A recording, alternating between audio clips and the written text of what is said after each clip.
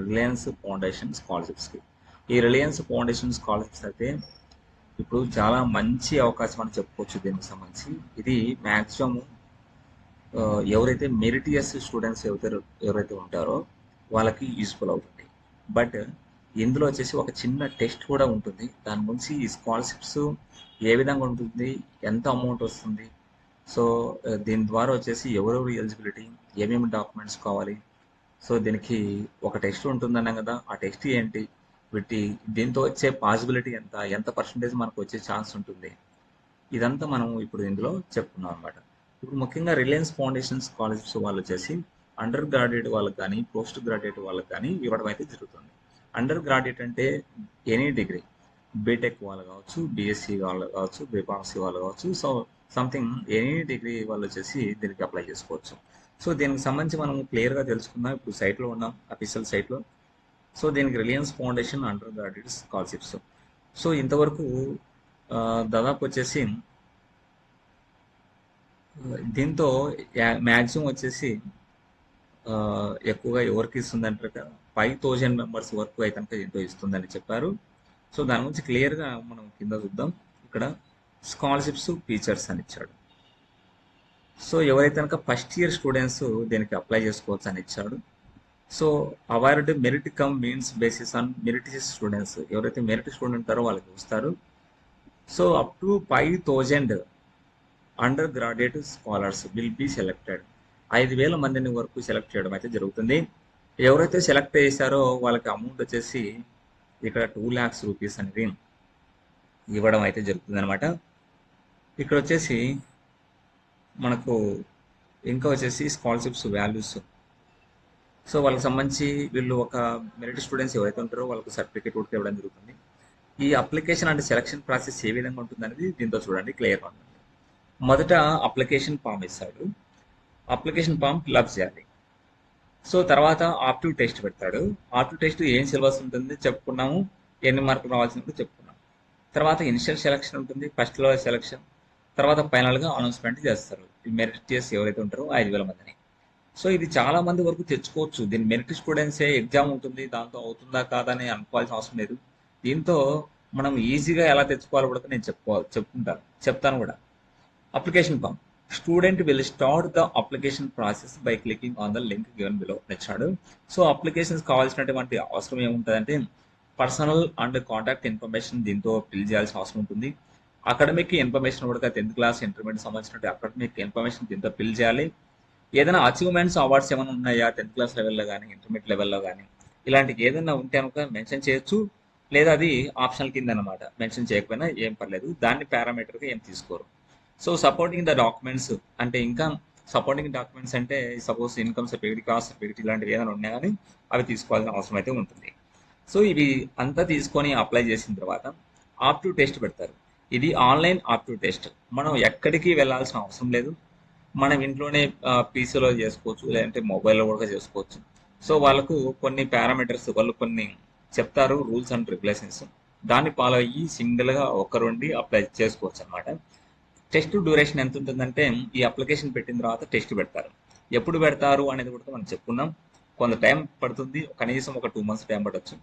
So test duration వచ్చేసి 60 minutes ఉంటుంది, 60 నిమిషాల పాటు ఉంటుంది, అంటే 1 hour ఉంటుంది. Will contain 60 multiple choice questions ఉంటాయి, 60 క్వశ్చన్లు అయితే ఉంటాయి.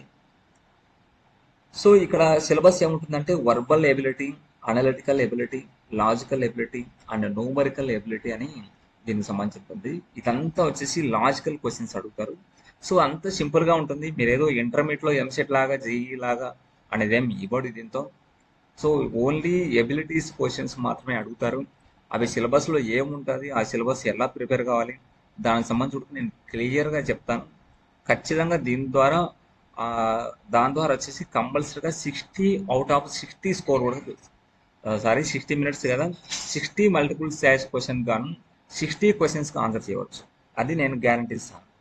సో గ్యారంటీ అంటున్నానంటే మీరు చదివేదాన్ని బట్టి కూడా ఉంటుంది, ఓకేనా. సో నేను ఎందుకంటే ఇక్కడ ఇచ్చిన సిలబస్ని బేస్ చేసుకొని ఎవరైతే మెరిట్ స్టూడెంట్స్ లేదంటే యావరేజ్ స్టూడెంట్స్ సైతం దీన్ని అండర్స్టాండింగ్ చేసుకోగలుగుతారు. సో కాబట్టి నేను దీనికి సంబంధించి కూడా మనము ట్రైనింగ్ కూడా ఇస్తాం. ఆ ట్రైనింగ్ కూడా ఇస్తాము. ఆ ట్రైనింగ్ ద్వారా కూడా వచ్చేసి ఈ యాప్టిట్యూడ్ టెస్ట్లో ఖచ్చితంగా అచీవ్మెంట్ అవుతారు. సో కంపల్సరీ నేను ఆ ట్రైనింగ్ ద్వారా కంపల్సరీ 100% మీరు స్కాలర్షిప్స్ అయితే పొందుతారు. నేను దానికైతే 100% గ్యారంటీ ఇస్తాను. ఆ ట్రైనింగ్ ఎవరైతే తీసుకుంటారో వాళ్ళందరూ వచ్చేసి నేను కంపల్సరీ మీరు 100% స్కాలర్షిప్ తీసుకుంటారు. దానికి నేను గ్యారంటీ ఇస్తాను. ఓకేనా? సో ఇనిషియల్ సెలెక్షన్ ఇక్కడ మీరు గ్యారంటీ ఇస్తానంటే 60 క్వశ్చన్లకు 60 క్వశ్చన్లు నేను మీరు రాసినటువంటి ఎగ్జామ్లో కంపల్సరీ మీకు డిస్ప్లే అవుతాయి. సో ఆ రోజు మీరు రాయలేకపోతే మనం చేసేది ఉండదు అనమాట.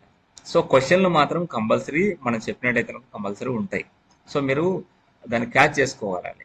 So next initial selection, first level selection. Applications will be evaluated using combination of aptitude test score and academic and personal information. So ఇక్కడ ఏమి ఇచ్చినాడంటే ఫస్ట్ ఆప్టిట్యూడ్ టెస్ట్లో స్కోర్లు ఎంత వచ్చినాయి స్కోర్ అని చూస్తాడు. దాన్ని మెరిట్ పే చేసుకొని అకాడమిక్లో ఎంత పర్సంటేజ్ ఉందని చూస్తాడు. దాని తర్వాత వచ్చేసి పర్సనల్ ఇన్ఫర్మేషన్ పే చేసుకొని చేస్తాడు. పర్సనల్ ఇన్ఫర్మేషన్ అంటే సో ఫ్యామిలీ ఇన్కమ్ దాన్ని పే చేసుకొని. Next announcement of scholars. మొత్తం ఫైనల్గా వచ్చేసి 5,000 మందికి 2 లక్షల రూపాయలతో ఇస్తాడు అనమాట. సో ఒక్కొక్కరికి 2 లక్షల రూపాయలు ఇస్తారు. ఇది మంచి అవకాశమే తీసుకోవచ్చు. సో మీకు దీనికి సంబంధించి వచ్చేసి మీకు ఏదైనా డౌట్ ఉంటే కనుక మీరు ఇక్కడ ఇచ్చారు, వాళ్ళు మెయిల్ కూడా ఇచ్చాడు, యూజీ స్కాలర్షిప్స్ reliancefondation.org కానీ లేదంటే వాట్సాప్కు ఈ నెంబర్ కూడా మీరు చేయొచ్చు. దాని గురించి మీకు క్లియర్గా చెప్తాం అనేది కూడా చెప్పారనమాట. సో దీనికి ఇక్కడ ఏమి ఇచ్చినట్టు షాంపుల్ ఆప్టిట్యూడ్ క్వశ్చన్ పేపర్ ఎలా ఉంటుందని చెప్పారు. దాన్ని నేను మీకు క్లియర్గా చూపిస్తాను క్వశ్చన్ పేపర్ కూడా. సో క్వశ్చన్ పేపర్ కూడా మీరు చూడొచ్చు. దానికి సంబంధించి నేను క్వశ్చన్ పేపర్ ఏ విధంగా ఉంటుంది కూడా చూడొచ్చు ఆప్టిట్యూడ్ టెస్ట్కి సంబంధించి. సో వర్బల్ ఎబిలిటీ అంటే ఏ విధంగా ఉంది. సో దీనికి సిలబస్ కానీ ఈ శాంపుల్ క్వశ్చన్ పేపర్ కానీ మీకు వాట్సాప్ ద్వారా పంపిమంటే పంపిస్తాను. చాలా ఈజీగా ఉంటుంది. చాలా మీరు ఒకసారి చెప్పిన తర్వాత ఖచ్చితంగా ఏ క్వశ్చన్ అని మీరైతే ఆన్సర్ చేయగలుగుతారు. సో ఇవన్నీ చూడొచ్చు. కంప్లీట్ ద సిరీస్ 11 తర్వాత 12, 12 తర్వాత 17, 17 తర్వాత 18, 18 తర్వాత 23, 23 తర్వాత 24, 24 తర్వాత ఏమొస్తుంది అని అడిగాడు. ఇక్కడ చూడొచ్చు 11 తర్వాత 12 అంటే 1 డిఫరెన్స్ ఉంది. 12 తర్వాత 17 అంటే 5 డిఫరెన్స్ ఉంది. సో 17 తర్వాత 18 అంటే 1 డిఫరెన్స్ ఉంది. 18 తర్వాత 23 అంటే ఎంత డిఫరెన్స్ ఉంది? 5 డిఫరెన్స్ ఉంది. సో ఇక్కడ మనం బాగా అబ్జర్వ్ చేయాలి. 1, 5 డిఫరెన్స్తో వస్తుంది. ఫస్ట్ ఒకసారి 1 డిఫరెన్స్ వస్తే రెండోసారి 5 డిఫరెన్స్ వస్తుంది. 23కి 24కు 1 డిఫరెన్స్ ఉంది. నెక్స్ట్ ఎంత డిఫరెన్స్ రావాలి? 5 డిఫరెన్స్. మరి 24 తర్వాత ఎంత వస్తుంది? 5 డిఫరెన్స్ అంతే ఎంత వస్తుంది మా? ఇప్పుడు యాక్చువల్గా వచ్చేసి 29 రావాలి యాక్చువల్గా వచ్చేసి. సో ఇక్కడ మనకు 29 అనేది ఆన్సర్ లేదు, 30 ఉంది. సో అప్పుడు నన్ ఆఫ్ దిస్ అనే ఆప్షన్ ఇచ్చినా కాబట్టి ఇవ్వచ్చు. సో ఆ విధంగా కూడా 1, 2, 4, 7, 11, 16 ఫోర్త్ క్వశ్చన్ చూడొచ్చు. నెక్స్ట్ నెంబర్ ఎంత అని 1 తర్వాత 2 1 డిఫరెన్స్, 2 తర్వాత 4 2 డిఫరెన్స్, 4 తర్వాత 7 3 డిఫరెన్స్, 7 తర్వాత 11 4 డిఫరెన్స్, 11 తర్వాత 16 5 డిఫరెన్స్. ఇక్కడ నెంబర్ సిరీస్లో 1, 2, 3, 4, 5 అని ఇచ్చారు. 16 తర్వాత అంటే ఇప్పుడు 5 డిఫరెన్స్ తర్వాత ఏమొస్తుంది? 6 డిఫరెన్స్ అంటే 22 అవుతుంది. 16 తర్వాత 6 వస్తుంది కాబట్టి సో అప్పుడు 22. సో ఆ విధంగా ఈజీగా ప్రతి ఒక్క క్వశ్చన్ ఈ కోడింగ్ కానీ ఏదైనా కానీ చేయగలుగుతాం అనమాట, నో ప్రాబ్లం. సో ఈ క్వశ్చన్ పేపర్ కానీ సిలబస్ కానీ మీకైతే పంపించడం అయితే జరుగుతుంది. సో ఇది ప్రాసెస్ అనేది ఎవరైతే దాన్ని బాగా అండర్స్టాండింగ్ చేసుకుంటారో కంపల్సరీ కనుక తెచ్చుకోవచ్చు అనమాట. సరే దీనికి ఎవరు ఎలిజిబిలిటీ అని కూడా ఇచ్చాడు ఇక్కడ మనం గమనించాలి. సో ఇక్కడ మనం గమనించాల్సిన విషయం ఏంటంటే ఎవరైతే కనుక ఇండియన్ సిటిజన్ అయి ఉండాలి. సో అదేవిధంగా మినిమం ఇంటర్మీడియట్లో 60% ఉండాలి. 60% ఉన్నటువంటి వాళ్ళు అందరూ ఇంటర్మీడియట్లో ఉన్నటువంటి వాళ్ళందరూ అప్లై చేసుకోవచ్చు. సో ఇక్కడ ఫస్ట్ ఈ సంవత్సరంలో ఫస్ట్ ఇయర్ వాళ్ళు మాత్రం ఎలిజిబుల్ అని ఇచ్చాడు అనమాట. దీంతో ఇక్కడ మనం ఫుల్ టైమ్ డిగ్రీ కోర్స్ అనేది ఇచ్చాడు. ఫుల్ టైమ్ డిగ్రీ కోర్సులో వచ్చేసి ఎనీ స్ట్రీమ్ అంటే మనకు బీటెక్ కావచ్చు, బీఎస్సీ కావచ్చు. సో ఎనీ స్ట్రీమ్ వాళ్ళు వచ్చేసి దీంతో కనుక అప్లై చేసుకోవచ్చు. Students having house hold income 15 lakhs అని ఇచ్చాడు. Preference given to 2.5 lakhs less than అని ఇచ్చాడు అనమాట. ఇక్కడ ఏమి ఇచ్చాడంటే కనుక ఫ్యామిలీ ఇన్కమ్ సంవత్సరానికి 15 లక్షల కన్నా తక్కువ ఉన్నటువంటి వాళ్ళందరూ అప్లై చేసుకోవచ్చు. Preference given to the 2.5 lakhs less than అని ఇచ్చాడు. అంటే 2.5 lakhs కన్నా తక్కువ ఉన్నటువంటి వాళ్ళకు ప్రిఫరెన్స్ ఇవ్వడం అయితే జరుగుతుంది. సో యాక్చువల్గా ఎలిజిబిలిటీ ఏంటంటే 15 lakhs per year. So aptitude test compulsory రాయాలి అని ఇక్కడ ఇచ్చారు. మరి దీనికి ఎవరు ఎలిజిబుల్ అన్ఎలిజిబుల్ అని ఇచ్చాడంటే గమనించాలి ఇక్కడ. సో ఇక్కడ అంటే 2020 కన్నా ముందు లేదా ఈ సంవత్సరము స్టార్ట్ చేసే వాళ్ళు సెకండ్ ఇయర్ స్టార్ట్ చేసినా కానీ, సో అంటే ఈ ఇయర్ సెకండ్ ఇయర్ చదువుతున్నటువంటి వాళ్ళు, ఇంటర్మీడియట్ సెకండ్ ఇయర్ చదువుతున్నటువంటి వాళ్ళు కానీ, లేదంటే 2025 కన్నా ముందు అంటే 2024లో ఇంటర్మీడియట్ కంప్లీట్ అయిన వాళ్ళు దీనికి ఎలిజిబుల్ కాదు. ఓన్లీ ఫస్ట్ ఇయర్ స్టూడెంట్స్ మాత్రమే ఇచ్చారు. ఓకే, నెక్స్ట్ ఇదంతా ఈ ఏదైతే మాత్రం ఇప్పుడు బీటెక్ కానీ, సో డిగ్రీ కానీ ఎవరైనా కానీ ఆన్లైన్లో కానీ డిస్టెన్స్ ఎడ్యుకేషన్ ద్వారా కానీ లేదా నాన్ రెగ్యులర్ కోర్సెస్ ద్వారా మోడ్స్ ద్వారా చేసేవాళ్ళు ఎలిజిబుల్ కాదు. సో అదేవిధంగా ఇక్కడ వచ్చేసి 10th క్లాస్ అయిపోయిన తర్వాత డిప్లొమా స్టూడెంట్స్ ఎలిజిబుల్ కాదు. So under graduate courses 2 years కానీ 6 years కానీ తీసుకుంటారు కదా. సో డిగ్రీలో 2 years డిగ్రీ కానీ లేదంటే 6 years డిగ్రీ కానీ తీసుకునే వాళ్ళు ఎలిజిబుల్ కాదు. సో ఆప్టిట్యూడ్ టెస్ట్కి సంబంధించి మనం టిక్ మార్క్ పెట్టాల్సి ఉంటుంది అనమాట ఎప్పుడు యాక్చువల్గా అప్లై చేసేటప్పుడు. సో దాన్ని టిక్ మార్క్ పెట్టాల్సి ఉంటుంది. టిక్ మార్క్ పెట్టకపోతే కనుక ఎలిజిబుల్ కాదా అని ఇచ్చాడు అనమాట. సో మనం అందరం యాక్చువల్గా అందరూ ఎలిజిబుల్ అవుతారు. ఎవరైతే కనుక ఇప్పుడు సపోజ్ బీటెక్ ఫస్ట్ ఇయర్ వాళ్ళ గురించి చెప్తా ఉన్నాం కాబట్టి, ముఖ్యంగా ఇంటర్మీడియట్లో 60% ఉన్నటువంటి వాళ్ళు, బీటెక్లో జాయిన్ అయినటువంటి వాళ్ళు ప్రతి ఒక్కరూ దీనికి ఎలిజిబుల్ అవుతారు. సో కాబట్టి ఫ్యామిలీ ఇన్కమ్ దానికి సంబంధం లేకుండా డాక్యుమెంట్స్ అన్నీ సబ్మిట్ చేసినట్టయితే చేయొచ్చు అనమాట.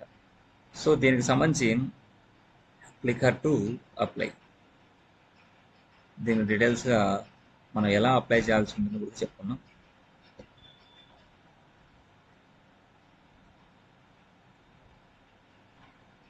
సో ఇక్కడ మనకి అప్లికేషన్ ప్రాసెస్కి సంబంధించి ఇక్కడ మెంబర్స్ లాగిన్ ఇచ్చారు. సో దీనికి యూజర్ నేమ్ పాస్వర్డ్ కన్నా ముందు వచ్చేసి మనము ఈ క్యాండిడేట్ రిజిస్ట్రేషన్ అనేది చేసుకోవాల్సి ఉంటుంది.